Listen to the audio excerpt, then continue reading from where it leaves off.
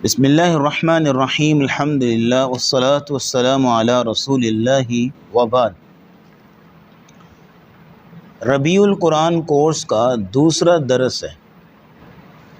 پچھلے درس میں ہم نے سورۃ الفاتحہ کی تفسیر کا آغاز کیا تھا، جس میں سورۃ الفاتحہ کی فضیلت، اس کی اہمیت، اس کے نام اور اس کے کچھ مسائل ذکر کیے۔ پھر اس کے بعد ہمارا سبق پہلی 2 آیتوں پہ پہنچا تھا، الحمدللہ رب العالمین الرحمن الرحیم،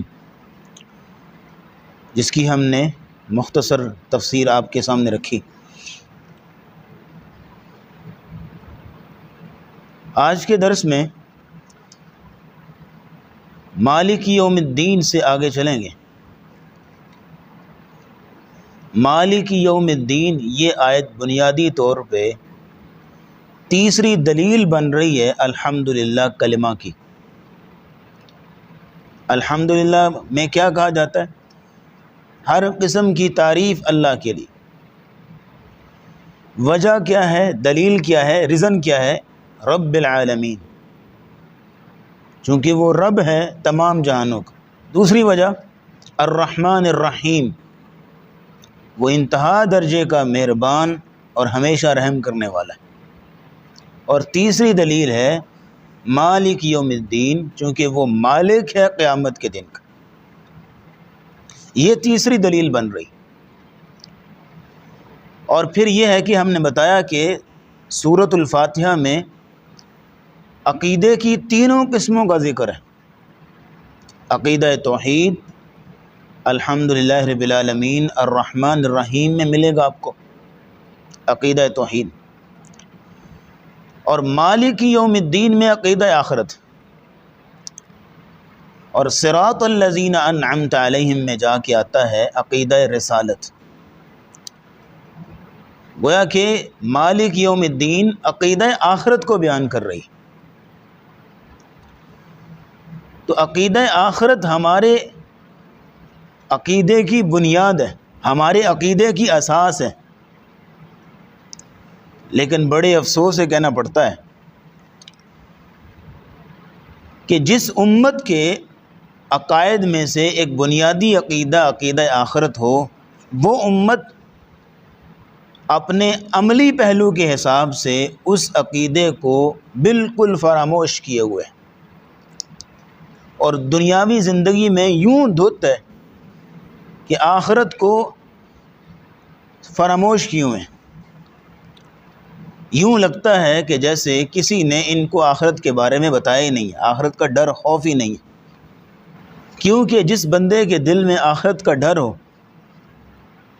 پھر وہ شخص کسی بھی قسم کی بے ایمانی، کسی بھی قسم کا فراڈ، دھوکہ، ظلم، حق تلفی یہ نہیں کرتا، کیونکہ اس کو معلوم ہے کہ ایک دن میں نے اپنے رب کے سامنے پیش ہونا ہے اور میری ایک ایک چیز کا حساب لیا جائے گا۔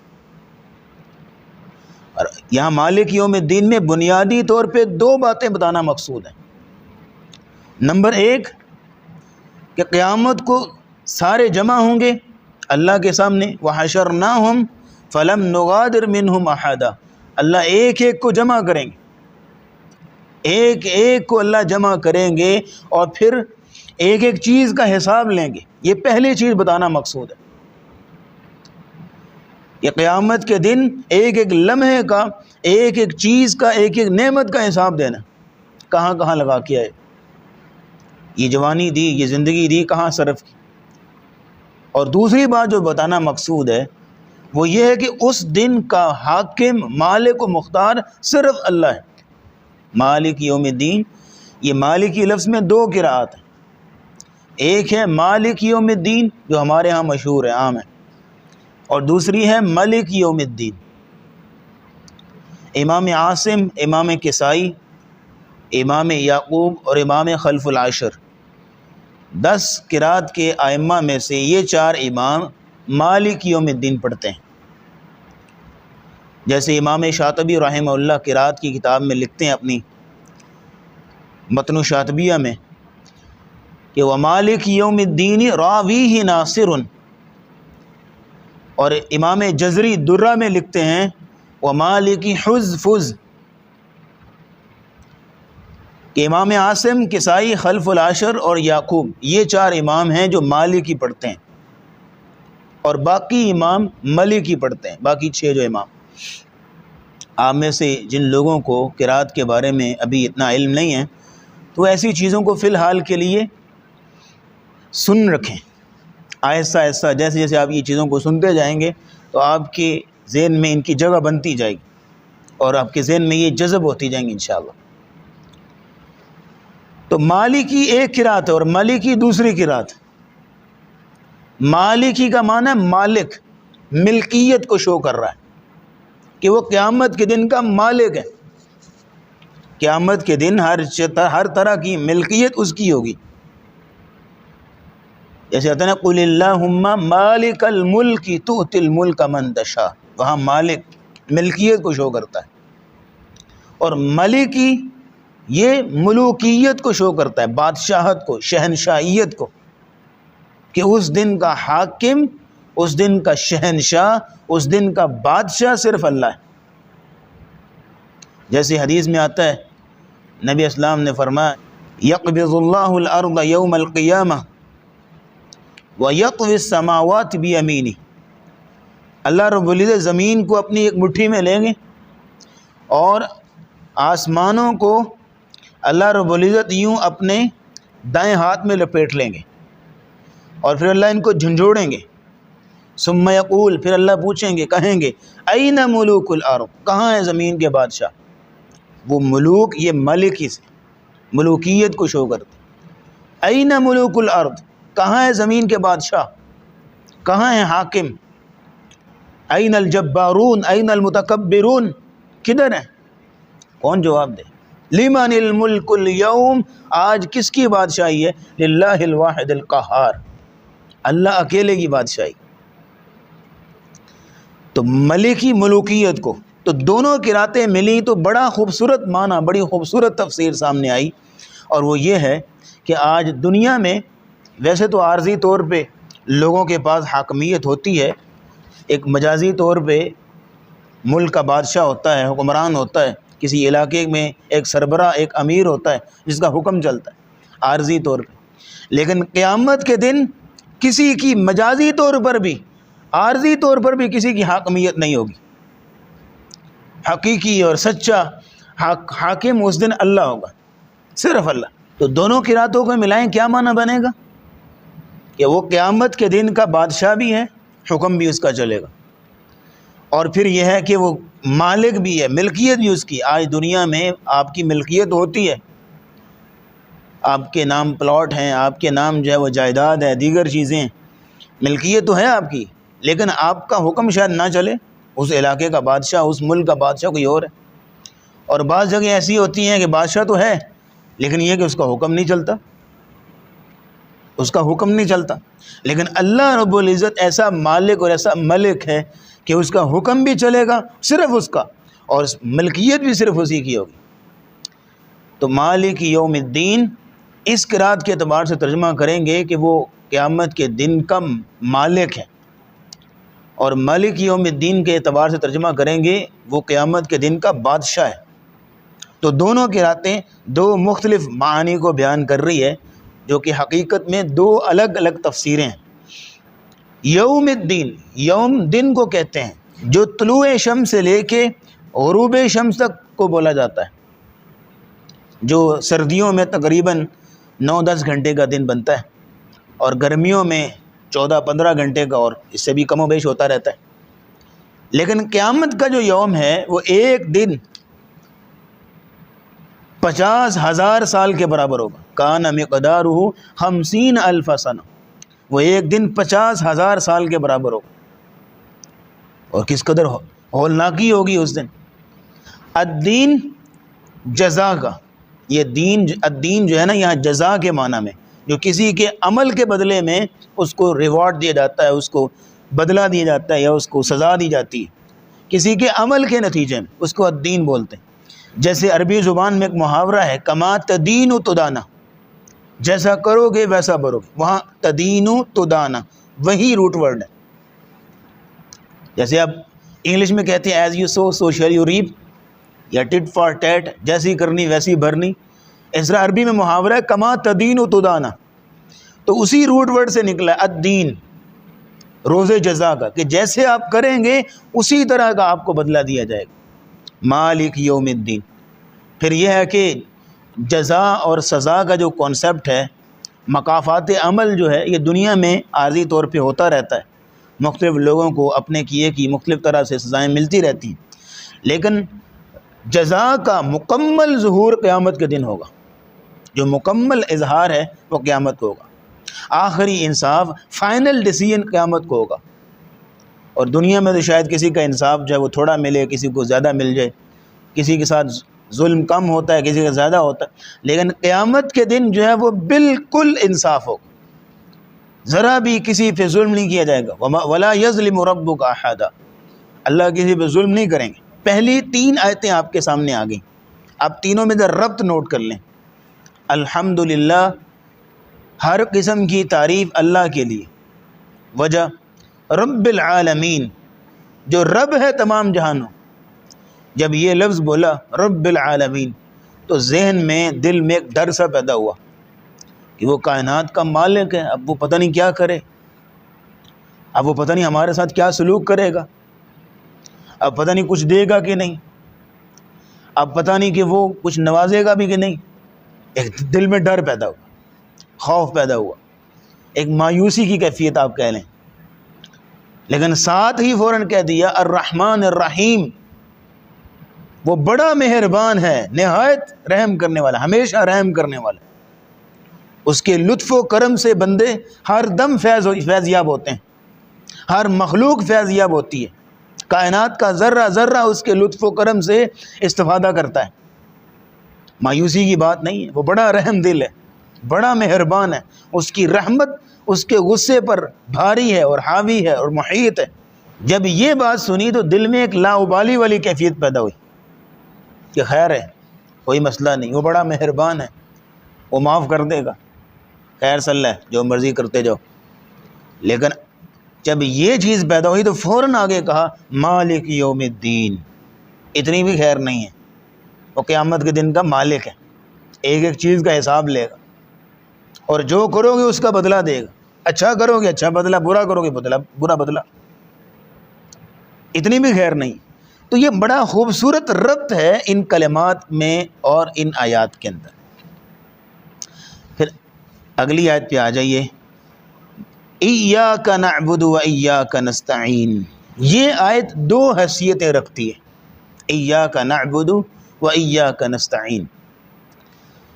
اس کے بارے میں اللہ کہتے ہیں جب آپ نماز میں پڑھتے ہیں تو اللہ جواب دیتے ہیں ھذا بینی و بین عبدی, یہ میرے اور میرے بندے کے درمیان.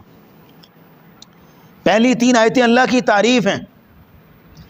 اب یہ جو آیت آئی ہے ایاک نعبد و ایاک نستعین, یہ 2 حیثیتیں رکھتی ہے. نمبر 1 کہ یہ آپ کی دعا میں عمل کا وسیلہ ہے.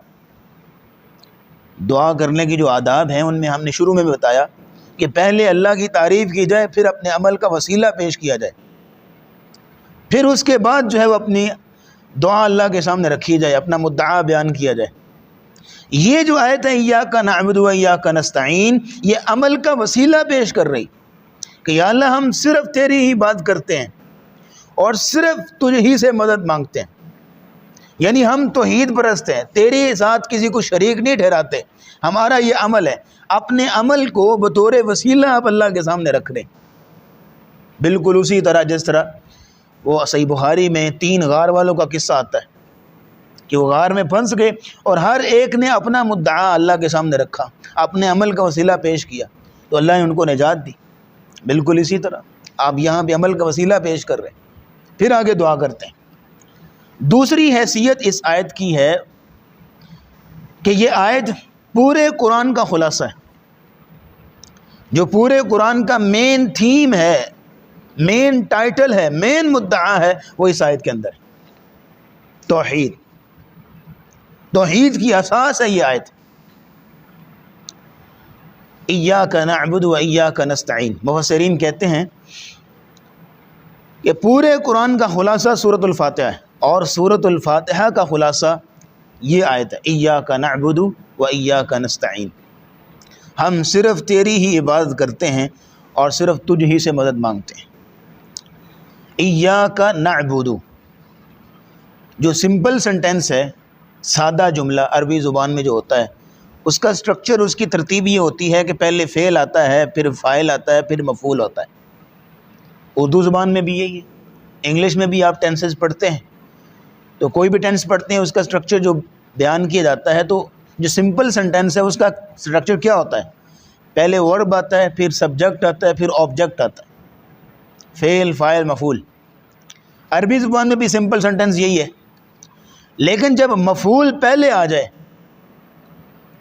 تو پھر یہ ہے کہ کلام کے اندر حصر پیدا ہوتا ہے. حصر، حا صاد را، حصر. حصر کا معنی کیا ہے؟ کہ معنی کے اندر صرف کا معنی پیدا ہوتا ہے کہ صرف یہی چیز ہے، دوسری تیسری کوئی نہیں. حصر پیدا ہوتا ہے کہ آپ معانی کو ایک چیز کے ساتھ جوڑ دیتے ہیں، بس یہی ہے. تو اصل سنٹینس، سمپل سنٹینس کیا بنتا ہے؟ نعبدو کا، ہم تیری عبادت کرتے ہیں یا اللہ. لیکن جب آپ کاف کی ضمیر کو پہلے لے آئے، نعبدو کا کاف کی ضمیر کو پہلے لے آئے اور ایا لگا دیا، ایاک نعبدو، ایاک نعبدو، تو معنی کیا بنے گا؟ ہم صرف تیری ہی عبادت کرتے ہیں. یہ صرف لگانا ضروری ہے کیونکہ ایاک پہلے آیا ہوا ہے، مفعول پہلے ہے، تو صرف لگانا لازمی ہے. یا آپ لگا لیں ہی، ہم تیری ہی عبادت کرتے ہیں. یہ ہی اور بھی میں بڑا فرق ہے. اگر آپ کسی کو کہیں سر آپ بھی میرے دوست ہیں، تو کیا معنی ہوگا؟ کہ یعنی آپ نہیں ہیں، آپ کے علاوہ بھی اور دوست ہیں میرے. لیکن جب آپ کہیں کہ آپ ہی میرے دوست ہیں تو کیا ہوا؟ حصر پیدا ہوگا کہ صرف آپ ہیں. تو یہی بات ایاک نعبد، یا اللہ ہم تیری ہی عبادت کرتے ہیں. وَإِيَّاكَ نَسْتَعِينُ، یہاں بھی حصر ہے، اور صرف تجھ ہی سے مدد مانگتے ہیں. یہ آیت جو ہے نا توحید کی اساس، اس کو سمجھنا ضروری ہے. نعبدو، عبادت تین چیزوں کا نام ہے. نمبر 1 پوجا کرنا، پرستش کرنا. نمبر 2 اطاعت کرنا. ظاہر ہے کہ عبادت جو ہے وہ اطاعت کے بغیر ممکن نہیں، اطاعت کرنا. اور نمبر 3 بندگی اور غلامی کرنا. یہ تیسرا جو معنی ہے بندگی اور غلامی، یہ اصل مفہوم ہے عبادت کا. اگر کسی بندے کی عبادت میں اللہ کی بندگی اور غلامی نہیں ہے تو اس کی عبادت ہی کنسیڈر نہیں ہوگی. مثال کے طور پہ عبد، عبادت عبد سے ہے نا، غلام. عربی زبان میں غلام کو عبد کہتے ہیں. اور گزشتہ زمانے میں غلاموں کا ایک تصور ہوتا تھا، آج تو نہیں ہے، اور آج اس کا صحیح مفہوم سمجھ میں بھی نہیں آتا کہ غلام کسے کہتے ہیں، کیونکہ آج ہماری آنکھوں کا مشاہدہ نہیں ہے. آج تو امپلائے ہے، ملازم ہے، ملازم کا تصور ہے، جاب کا تصور ہے، نوکری کا تصور ہے. غلامی کا تصور نہیں. آج امپلائی کا تصور کیا ہے کہ ایک شخص محدود وقت کے لیے اور محدود نوعیت کا کام کرتا ہے آپ کے لیے. مطلب اس کی ڈیوٹی کا ٹائم ہے 4 گھنٹے، 2 گھنٹے، 6 گھنٹے، 10 گھنٹے، 12 گھنٹے.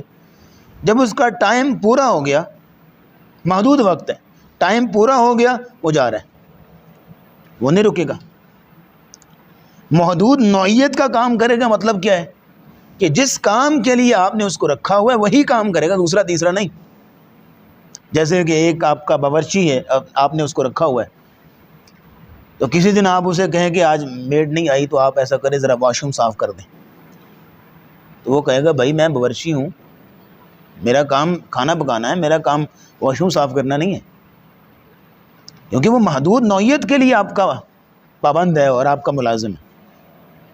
لیکن جہاں تک تعلق ہے غلامی کا جو تصور ہے، ایک غلام اپنے مالک کی پوری ملکیت ہوتا تھا، اور وہ ہمہ تن، ہمہ وقت، ہمہ جہت، ہمہ پہلو اپنے آقا کی، اپنے مالک کی اطاعت کرنے پر مجبور ہوتا تھا۔ اس کا مالک اس کو دن میں کہے، رات میں کہے، صبح میں کہے، شام میں کہے، سردی ہو، گرمی ہو، دھوپ ہو، چھاؤں ہو، کوئی بھی کام ہو، کسی بھی وقت ہو، جو کہے گا، جب کہے گا، جیسے کہے گا، اس نے پورا کرنا ہے۔ اس کو کہتے تھے غلام۔ تو یہی تصور ہے عبادت کا ہمارے لیے اللہ رب العزت کے ساتھ جو تعلق ہے، کہ ہم اللہ رب العزت کے بندے ہیں اور اس کے غلام ہیں۔ تو اللہ جو کہیں گے، جیسے کہیں گے، جب کہیں گے، جہاں کہیں گے، ہم نے کرنا ہے۔ اس کو عبادت کہتے ہیں۔ یہ ہے عبادت کا بنیادی تصور جس کے لیے اللہ نے پیدا کیا۔ وَمَا خَلَقْتُ الْجِنَّ وَالْإِنسَ إِلَّا لِيَعْبُدُونَ، ہم نے جنوں کو اور انسانوں کو صرف اپنی عبادت کے لیے، اپنی بندگی کے لیے پیدا کیا۔ یہ عبادت کا اصل مفہوم، اور یہ تعلق عبادت کا صرف اللہ کے ساتھ، کسی اور کے ساتھ نہیں۔ إِيَّاكَ نَعْبُدُ، ہم صرف تیری ہی بندگی اور غلامی کرتے ہیں۔ یہ تعلق صرف اللہ کے ساتھ ہے، کسی اور کے ساتھ نہیں۔ اور پھر یہ ہے کہ عبادت کی 4 قسمیں، 3 تو آپ ہر نماز کے تشہد میں بولتے ہیں، التحیات للہ والصلوات والطیبات، کہ تمام قولی عبادت جو زبان سے ذکر کرتے ہیں، اچھی بات کہتے ہیں، امر بالمعروف، کسی کو نیکی کا حکم دیتے ہیں، یہ زبان سے عبادت کر رہے ہیں۔ والصلوات، تمام بدنی عبادتیں جو فزیکلی ادا ہوتی ہیں جسم کے ساتھ، جیسے نماز ہے، اس کے تمام ایکشنز جسم کے ساتھ، حج عمرہ ہے، آپ وہ جسم کے ساتھ تمام عبادت کر رہے ہیں۔ والطیبات، اور تمام مالی عبادتیں جو مال سے ہوتی ہیں، جیسے صدقہ ہے، خیرات ہے، زکوٰۃ ہے، اللہ کی راہ میں خرچ کرنا، تو یہ مال سے ہوتی ہے۔ مال نہیں ہے تو یہ عبادت ممکن نہیں ہے۔ یہ 3 قسمیں تو تشہد میں آپ پڑھتے ہیں۔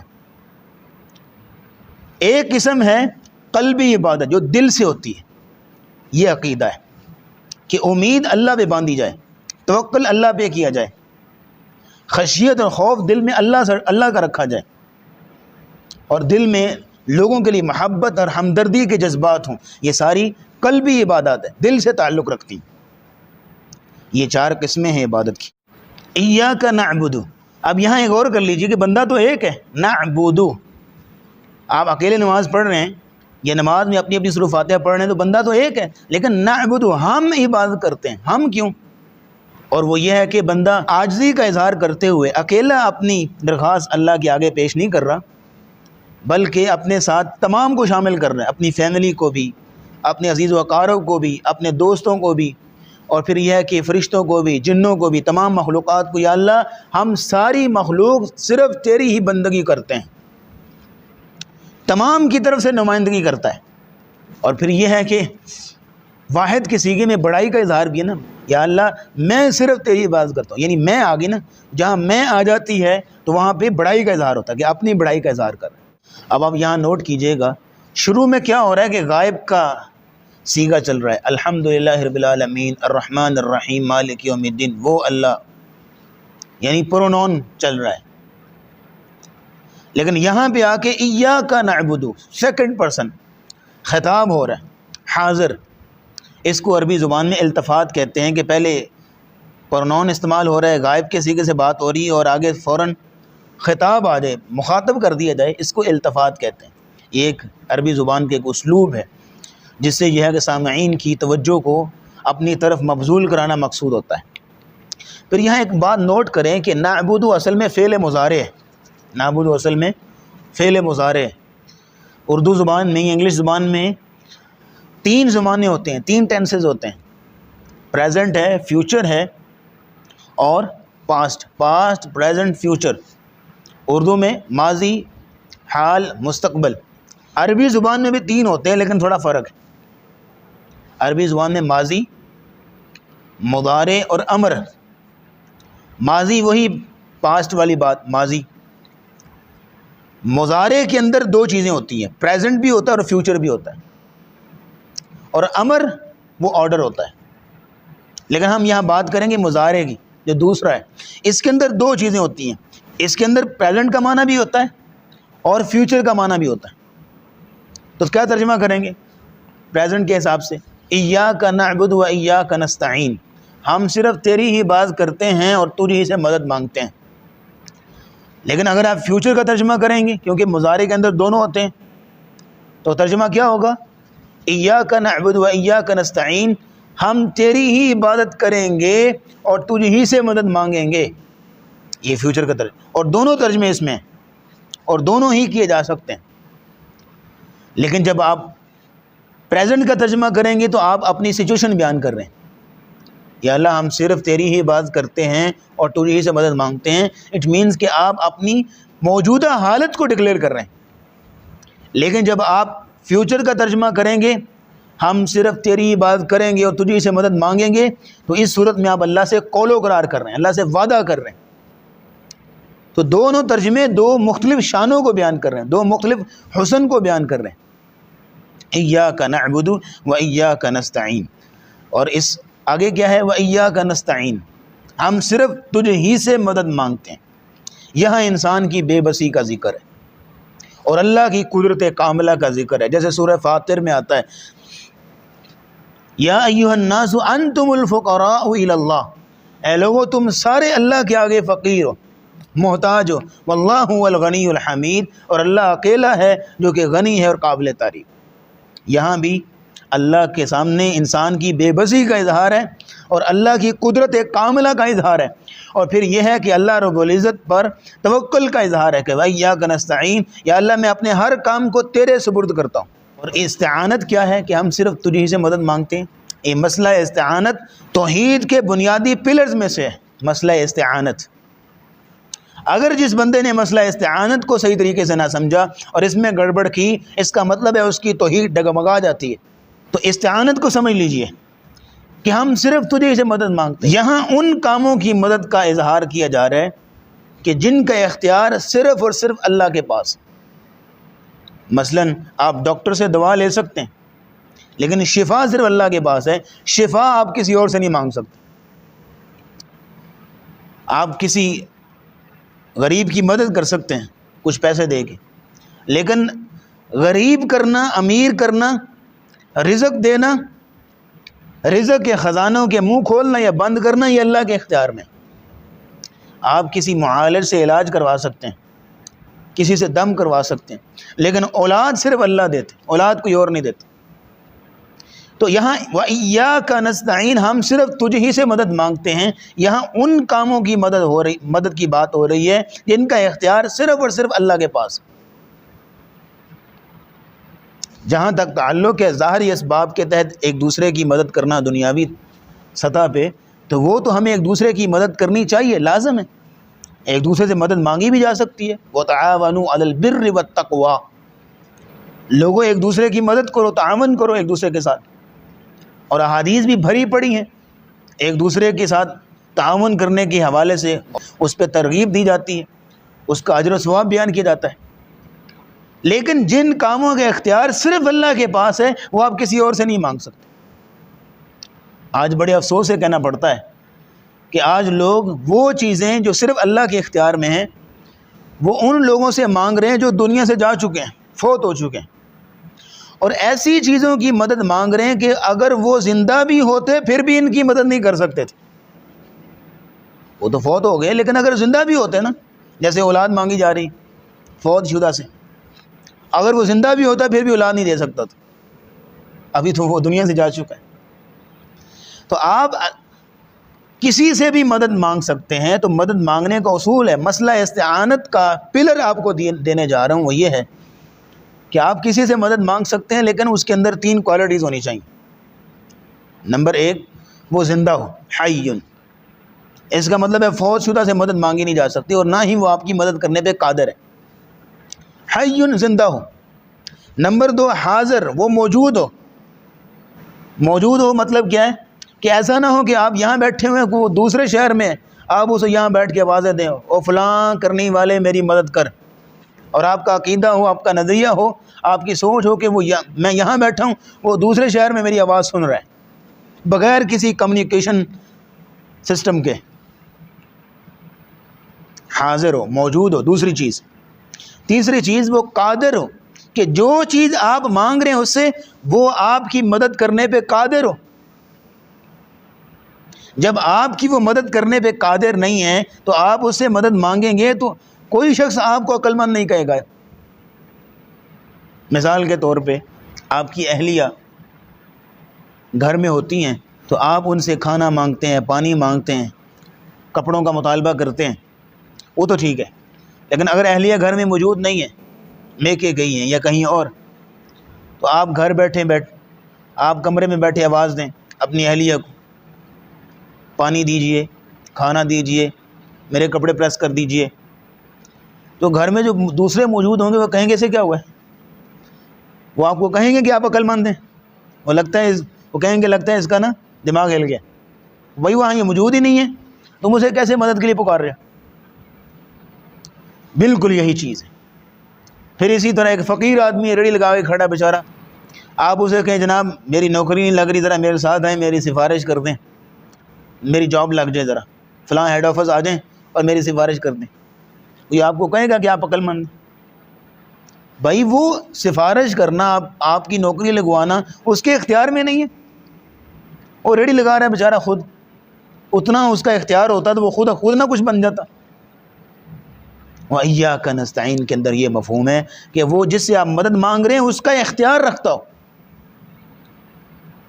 یہ ہے مسئلہ استعانت۔ پہلی 3 آیتوں میں اللہ کی بڑائی ہے اور اس کی کبریائی ہے۔ الحمدللہ رب العالمین الرحمن الرحیم مالک یوم الدین، اللہ کی بڑائی ہے اور اللہ کی کبریائی کا ذکر ہے۔ اور یہاں ایاک نعبد و ایاک نستعین کے اندر انسان کی درماندگی، انسان کی محتاجی اور ایک عاجزی اور ایک انکساری کا اظہار ہے، جو انسان دعا کرتے ہوئے اپنے مالک کے سامنے اپنی عاجزی کا اظہار کرتا ہے۔ اگلی آیت پہ آ جائیں، اہدنا الصراط المستقیم۔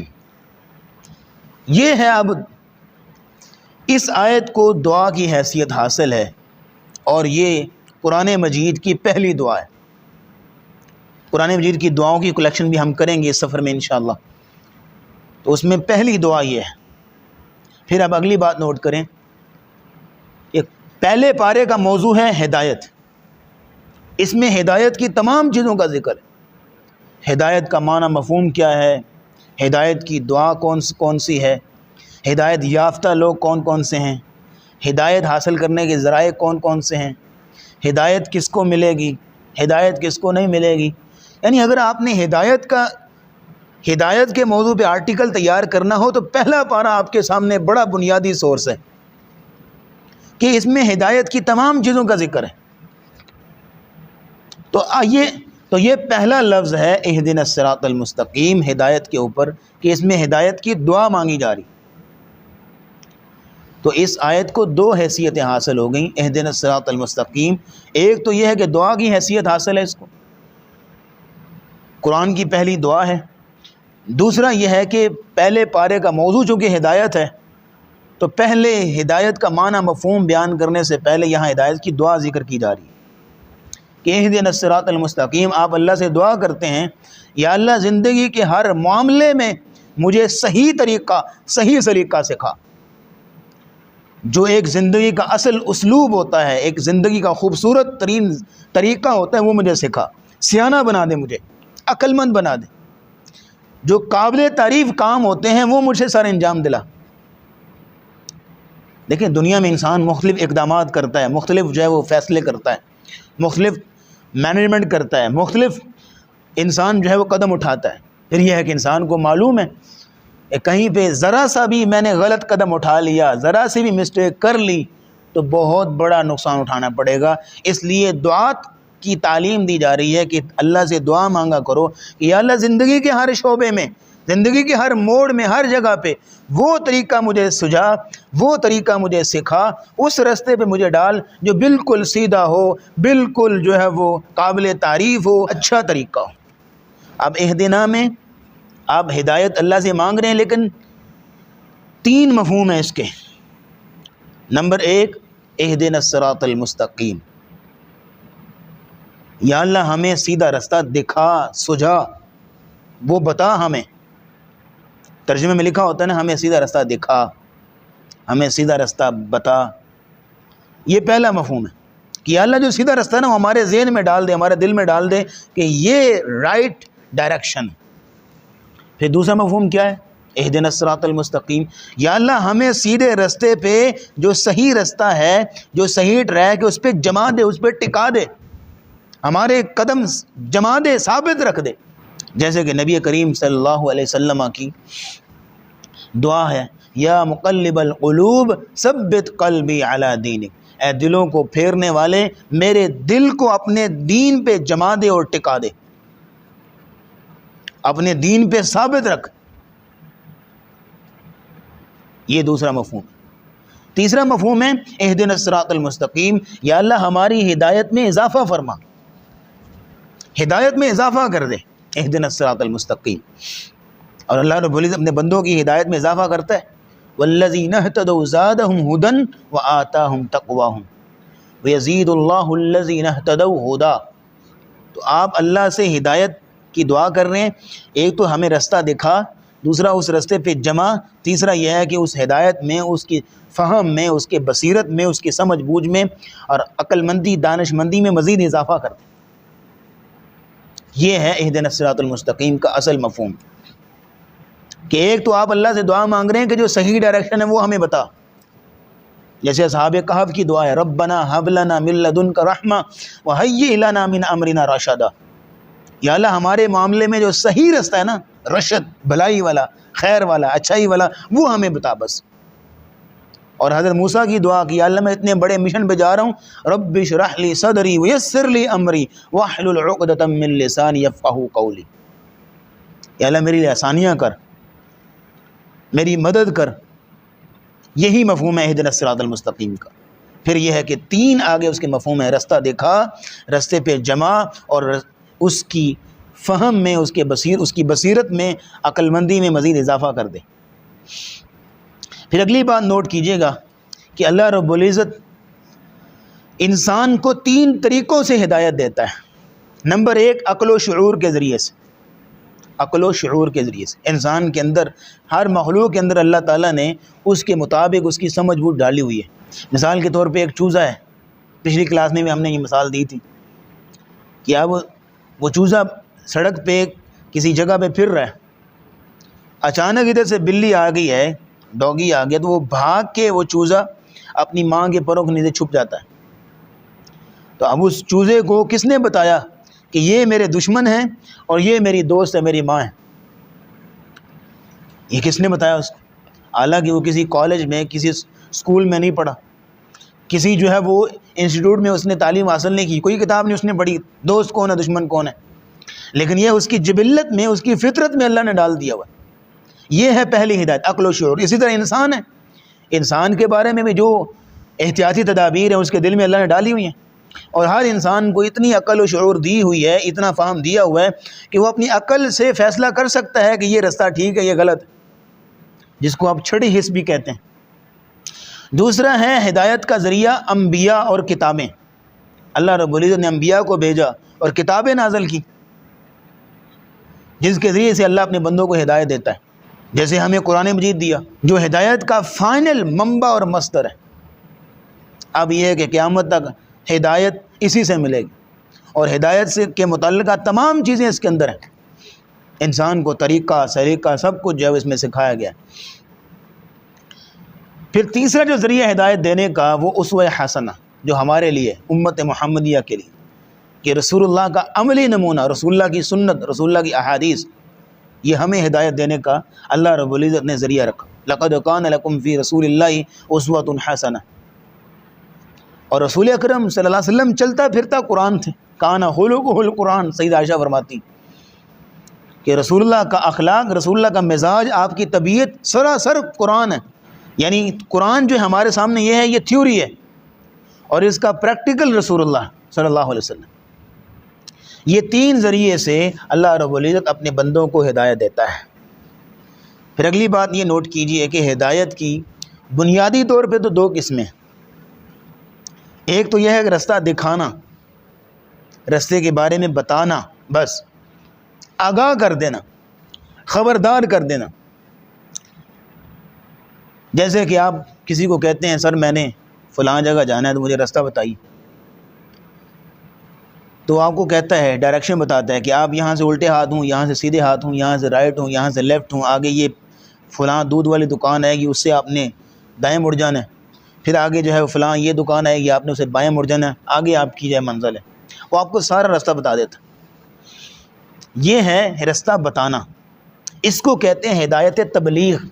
یہ انبیاء کا کام ہے، علماء کا کام، کہ بس رستہ بتا دیا جائے کہ یہ غلط رستہ ہے، یہ صحیح رستہ ہے، اگر سیدھے رستے پہ جانا ہے تو یوں یوں کر کے جاؤ گے، یہ طریقہ ہے، آپ نے سارا خبردار کر دیا، بتا دیا، اسے ہدایت تبلیغ کہتے ہیں۔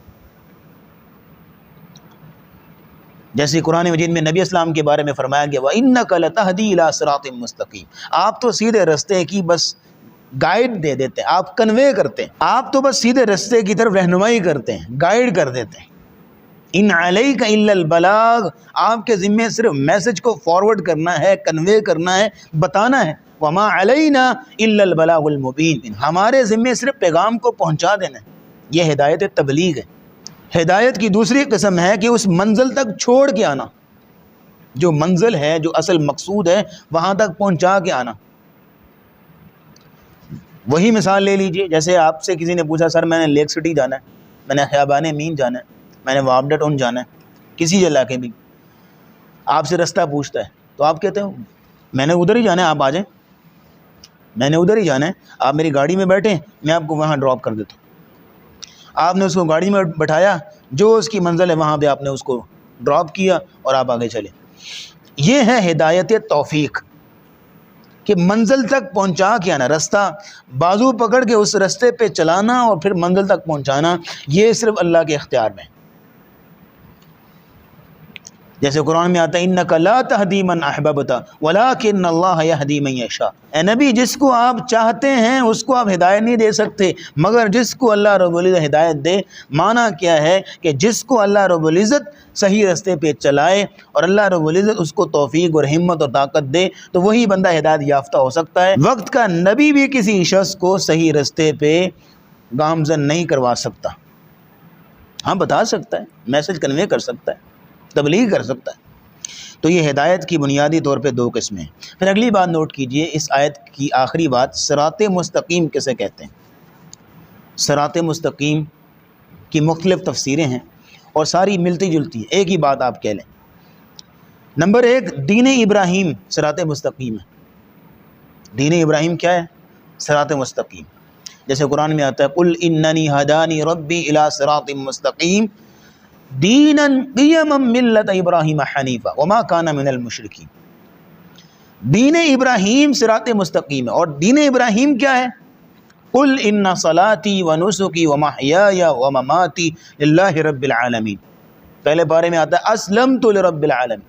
یہ دین ابراہیم کہ میری زندگی، میری موت، میرا جینا مرنا، میری صبح، میری شام، میری خلوت، میری جلوت، میرا بولنا، میرا چلنا پھرنا، میرا کھانا پینا، میرا ہر کام اللہ کے لیے، اس کی رضا کے لیے۔ یہ ہے دین ابراہیم کا نچوڑ، اور یہ ہے صراط مستقیم، یعنی جو ایاک نعبد بندگی کا مفہوم ہے وہی صراط مستقیم ہے۔ جو بندہ بندگی کے مفہوم پہ چل رہا ہے وہ صراط مستقیم پر ہے۔ یہ پہلی تفسیر ہے۔ دوسری تفسیر صراط مستقیم کی، اور وہ یہ ہے کتاب و سنت، قرآن اور حدیث۔ نبی اسلام نے فرمایا ترکت فیکم امرین لن تضلوا ما تمسکتم بہما کتاب اللہ و سنت رسولی۔ میں تمہارے درمیان دو چیزیں چھوڑ کے جا رہا ہوں، جب تک ان چیزوں کو تھامے رکھو گے کبھی گمراہ نہیں ہوگے۔ وہ اللہ کی کتاب ہے اور میری سنت ہے۔ تو ان دو چیزوں کا نام صراط مستقیم ہے۔ تیسرے نمبر پہ نوٹ کیجئے گا حبل اللہ، اللہ کی رسی، وَاعْتَصِمُوا بِحَبْلِ اللَّهِ جَمِيعًا، جس بندے نے اللہ کی رسی کو تھام لیا یعنی قرآن، وہ بندہ صراط مستقیم پر ہے۔ چوتھی چیز جو رسول اکرم صلی اللہ علیہ وسلم نے فرمایا تھا، آپ نے فرمایا میری امت کے 73 فرقے ہوں گے، کلہم فی النار الا واحدہ، سارے جہنم میں جائیں گے سوائے ایک کے۔ اور وہ کون سا ہے؟ صحابہ نے پوچھا یا رسول اللہ من ہم، وہ کون ہے؟ تو آپ علیہ الصلوۃ والسلام نے جو وضاحت کی تھی اس فرقہ ناجیہ کی اور اس فرقہ جنتیہ کی، وہی وضاحت، وہی لائنز صراط مستقیم ہے۔ آپ نے فرمایا ما انا علیہ و اصحابی، جس رستے پہ میں ہوں اور میرے صحابہ ہیں، جو بندہ اس رستے پہ چلے گا وہ ہے فرقہ ناجیہ، وہ جنت میں جائے گا، وہ فرقہ، وہ گروہ جنتی ہوگا، اور وہی مفہوم صراط مستقیم کا ہے۔ پانچواں اور آخری مفہوم نوٹ کیجئے، صراط مستقیم کسے کہتے ہیں؟ ہر وہ رستہ جو آپ کو اللہ کے ساتھ جوڑے، ہر وہ رستہ جو آپ کا اللہ کے ساتھ تعلق مضبوط کرے، وہ صراط مستقیم ہے۔ جو رستہ، جو عمل، جو قول، جو فعل، جو جگہ، جو طریقہ آپ کو اللہ سے دور کر رہا ہے، وہ کبھی بھی صراط مستقیم نہیں ہو سکتا۔ صراط مستقیم وہ ہے، وہ رستہ ہے جو آپ کو اللہ کے قریب کر رہا ہے۔ پھر اگلی بات یہ نوٹ کیجئے، یہ 5 مفہوم آگے آپ کے سامنے صراط مستقیم کے، تو اگلی بات یہ نوٹ کیجئے کہ قیامت کے دن پل صراط اور آج دنیا میں صراط مستقیم، دونوں کا بالکل آپ کہہ لیں کہ ایسے ساتھ ہے جیسے ڈائریکٹلی پروپورشنل ہوتے ہیں، دونوں بالکل چولی دامن کا ساتھ، کہ جو شخص آج دنیا میں صراط مستقیم پر چلا وہ قیامت کو پل صراط پہ چل سکے گا۔ پل صراط کیا ہے؟ بال سے زیادہ باریک اور تلوار سے زیادہ تیز، اور وہاں بالکل فل اندھیرا، صرف ایمان کی روشنی ہوگی۔ دنیاوی اعمال جو دنیا میں کیے ہوئے نیک اعمال، ان کی روشنی ہوگی، جتنے اعمال زیادہ کیے ہیں، جتنا ایمان مضبوط ہوگا اتنی روشنی ہوگی، وگرنہ فل اندھیرا وہاں، تو وہاں سے گزرنا کتنا مشکل ہوگا۔ تو اسی طرح آج دنیا میں صراط مستقیم پہ چلنا بھی بڑا مشکل ہے۔ مثال کے طور پہ نیند قربان کر کے اٹھ کے فجر کی نماز پڑھنا کس کو آسان لگتا ہے؟ خاص کر جب سردیوں کا موسم ہو، نرم گرم بستر چھوڑ کے اور ٹھنڈے پانی سے وضو کرنا کس کو اچھا لگتا ہے؟ اور پھر بھوک پیاس برداشت کر کے سارا دن روزہ رکھنا کس کو آسان لگتا ہے یا کس کا دل کرتا ہے؟ اور پھر اپنی جیب سے اپنا منافع نکال کے کسی کے جیب میں ڈال دینا زکوٰۃ اور صدقہ خیرات کی مد میں کس کو آسان لگتا ہے، کس کا دل کرتا ہے؟ پھر یہ ہے کہ آج آپ نے کوئی کاروبار کرنا ہو تو اس کے 100 معاملات ہوتے ہیں، وسیع پیمانے میں کاروبار کرنا ہو سود کے بغیر ممکن نہیں ہو پاتا۔ پھر یہ ہے کہ اگر آپ نے کوئی ملازمت لینی ہے، کسی بچے کو جو ہے وہ کوئی نوکری دلوانی ہے، تو رشوت اور طرح طرح کی سفارشوں کے بغیر ممکن ہی نہیں ہے۔ اگر آپ اپنے بچے کو اچھی ایجوکیشن دلانا چاہ رہے ہیں، اعلیٰ تعلیم دلوانا چاہ رہے ہیں، تو اس کو لازماً یونیورسٹی بھیجنا پڑے گا، اور یونیورسٹی کا ماحول کیا ہے؟ کو ایجوکیشن، مخلوط نظام۔ پھر یہ ہے کہ اگر کسی نے ریڑھی بھی لگانی ہے تو اس کو بھی پولیس کو اور دیگر لوگوں کو بھتہ دینا پڑتا ہے، تبھی اس کی ریڑھی وہاں کھڑی ہو سکتی ہے۔ اور اسلام کہتا ہے دیور اور بھابھی میں پردہ ہونا چاہیے، لیکن آج کہاں ہوتا ہے؟ لوگ کہتے ہیں لو جی اب ایک گھر میں رہ کے پردہ کرنا ہے، یعنی پورا معاشرہ کس قدر شرعی اصولوں سے دور ہے۔ اب ان سب کے ہوتے ہوئے کس قدر مشکل ہے کہ آپ جو ہے وہ صحیح صراط مستقیم کو فالو کریں۔ لیکن یہ بات نوٹ کر لیجئے، جو آج صراط مستقیم کو فالو کرے گا وہی قیامت کے دن پل صراط پار کر سکے گا۔ جس نے آج صراط مستقیم سے کوسوں دور زندگی گزاری وہ قیامت کو بھی پل صراط پار نہیں کر سکے گا۔ الصراط میں 3 قراءات ہیں، صاد کے ساتھ، یہ قبیلہ قریش کی لغت ہے، اہدنا الصراط المستقیم صراط الذین انعمت علیہم، صاد کے ساتھ قبیلہ قریش کی لغت، اور دوسری ہے سین کے ساتھ، اہدنا الصراط المستقیم۔ یہ عرب کے ہاں عام بولی جانے والی لغت ہے، اور امام قنبل سین کے ساتھ پڑھتے ہیں۔ ایک تیسری قرأت ہے جس میں زا کی آمیزش کی جاتی ہے، یعنی زا کا ٹچ دیا جاتا ہے، اس کو کہتے ہیں اشمام بالزا، اہدنا الصراط المستقیم صراط الذین انعمت علیہم، یہ امام حمزہ کی قرأت۔ امام شاطبی رحمہ اللہ قرأت بیان کرتے ہوئے کہتے ہیں وعند صراط والصراط لقنبلہ بحیث اتا والصاد زاین اشمہ لدا خلف وشمم لخلاد الاولہ، اور امام جزری درہ میں لکھتے ہیں وَالصِّرَاطَ فِي حَسْجَلَ وَبِالسِّينِ طِب. ہم نے بتایا شروع میں کہ یہ قرات کا علم اگر جن کو آتا ہے وہ تو انجوائے کریں، لیکن جن کے علم میں ابھی یہ چیزیں نہیں ہیں وہ فی الحال کے لیے سن رکھیں، تو آہستہ آہستہ ان کے مائنڈ میں یہ چیزیں بیٹھتی جائیں گی انشاءاللہ. تو امام حمزہ صرف زا پڑھتے اہدنا الصراط المستقیم، اور امام قنبل سین پڑھتے ہیں، اور باقی تمام قراء جو ہیں وہ صاد پڑھتے ہیں. یعنی الصراط میں 3 بنیادی طور پہ قراءتیں ہیں، صاد، سین، زا.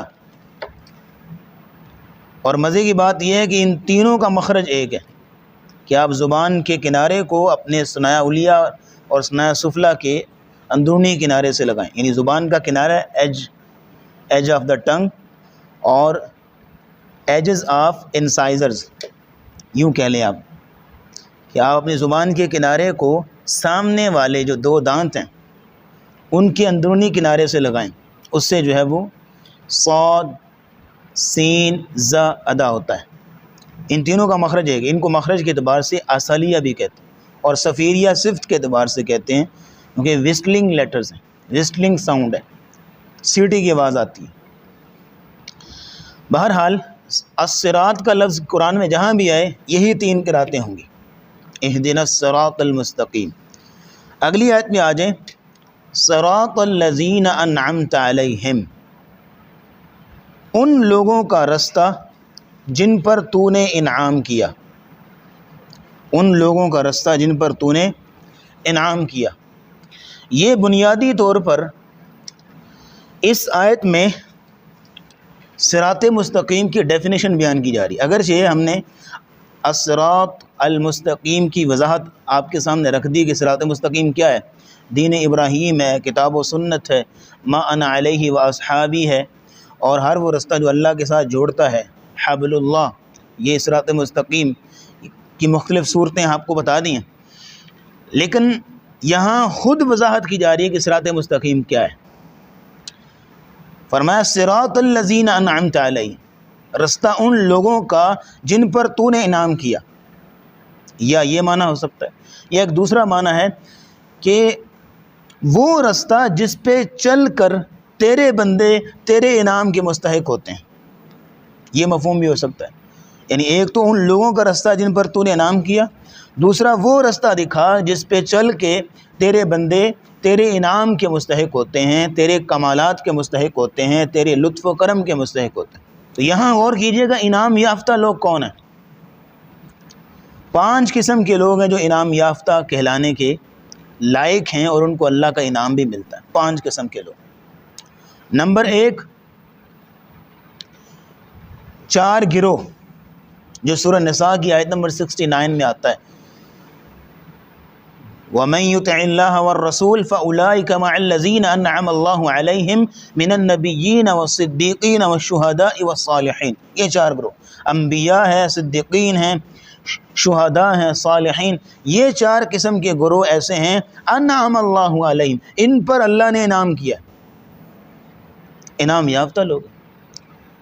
دوسرے نمبر پہ انعام یافتہ لوگ جو اللہ اور اس کے رسول کی اطاعت کا دامن نہیں چھوڑتے، زندگی کے ہر موڑ میں اللہ اور اس کے رسول کی اطاعت و فرما برداری کریں. یعنی جس بندے کو اللہ اور اس کے رسول کی اطاعت کرنے کی توفیق مل جائے، اس سے بڑا انعام کیا ہو سکتا ہے، اس سے بڑا اللہ کا لطف و کرم کیا ہو سکتا ہے. تیسرے وہ لوگ ہیں جو ما انا علیہ و اصحابی کے ٹریک پہ چلتے ہیں. اس کی وضاحت ہم کر چکے ہیں.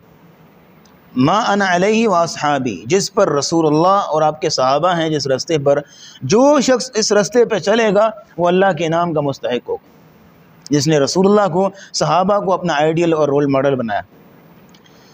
چوتھا ہے جو کتاب و سنت کو فالو کرتا ہے، وہ انعام یافتہ ہے، جس نے قرآن اور سنت کے مطابق عمل کیا. 5واں جو ہے وَاعْتَصِمُوا بِحَبْلِ اللَّهِ، جو اللہ کی رسی کو، قرآن کو مضبوطی سے تھامے ہوئے، وہ انعام یافتہ. قرآن کے ساتھ گزارا ہوا ایک ایک لمحہ انعام یافتہ ہے. یہ وہ 5 قسم کے لوگ ہیں جن پر اللہ نے انعام کیا. علیہم میں بھی 2 قراتیں ہیں، یہ بھی سن لیجیے. علیہم ہا کے کسرہ کے ساتھ، یہ جو ہے وہ قبیلہ بنی تمیم، بنی سعد اور بنی قیس کی لغت ہے، اور علیہم ہا کے ضمہ کے ساتھ یہ اہل حجاز کی لغت ہے، ان کا پڑھنے کا انداز ہے۔ آگے فرمایا غیر المغضوب علیہم ولا الضالین، نہ ان لوگوں کا رستہ جن پر غضب کیا گیا، ولا الضالین اور نہ گمراہوں کا۔ یہ غیری کو اگر تو آپ استثناء بنائیں گے، یعنی لیٹر آف ایکسیپشن، استثناء کا حرف، استثناء کسے کہتے ہیں کہ ایک چیز کو باقی چیزوں سے علیحدہ کرنا۔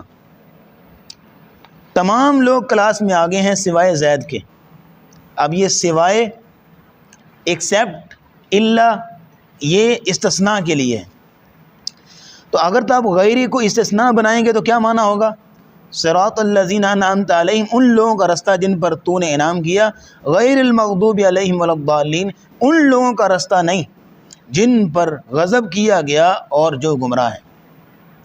اور اگر آپ غیری کو بدل بنائیں گے، بدل مطلب کہ صراط الذین انعمت علیہم کی وضاحت کرنے کے لیے، تو پھر مفہوم یہ ہوگا، پھر معنی یہ ہوگا کہ صراط الذین انعمت علیہم، ان لوگوں کا رستہ جن پر تو نے انعام کیا، غیر المغضوب علیہم ولا الضالین، نہ ان پر غضب کیا گیا اور نہ وہ گمراہ ہوئے، یعنی انعام یافتہ لوگ، نہ ان پر غضب کیا گیا اور نہ وہ گمراہ ہوئے۔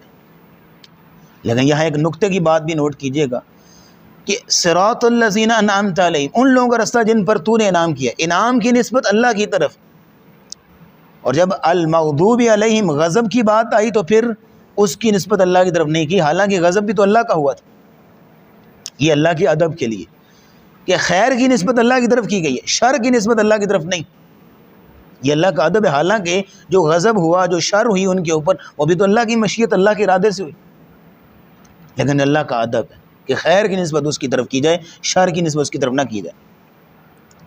غیر المغضوب علیہم، جن پر غضب کیا گیا، کون ہے؟ یہودی۔ عدی بن حاتم کی روایت ہے، رسول اکرم نے فرمایا کہ المغضوب علیہم الیہود والنصارى ذلال، مغضوب علیہم یہودی ہیں، یہ قرآن میں اللہ نے ان پر غضب کیا، پہلے پارے میں آتا ہے سورۃ البقرہ آیت نمبر 61 میں، فباؤوا بغضب من اللہ، یہ اللہ کا غضب لے کر لوٹے، اور آیت نمبر 90 میں آتا ہے وباؤوا بغضب علی غضب، غضب پر غضب لے کر لوٹے، یعنی غضب پر غضب ہوا ان پر۔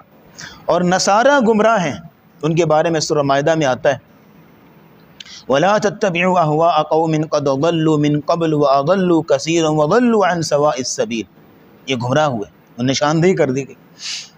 تو یہودی مغضوب علیہم اور نصارہ گمراہ ہیں۔ پھر آپ یہاں نوٹ کیجئے کہ ہدایت کے اعتبار سے 3 گروہوں کا ذکر کر دیا گیا، ایک صراط الذین انعمت علیہم انعام یافتہ لوگ، ایک غیر المغضوب علیہم غضب کیا گیا جن پر، تیسرا ولا الضالین اور گمراہ۔ 3 گروہوں کا ذکر ہے ہدایت کے اعتبار سے۔ انعمت علیہم انعام یافتہ لوگ کون ہیں؟ ذرا فرق نوٹ کیجئے گا تینوں گروہوں میں۔ انعام یافتہ لوگ کون ہیں؟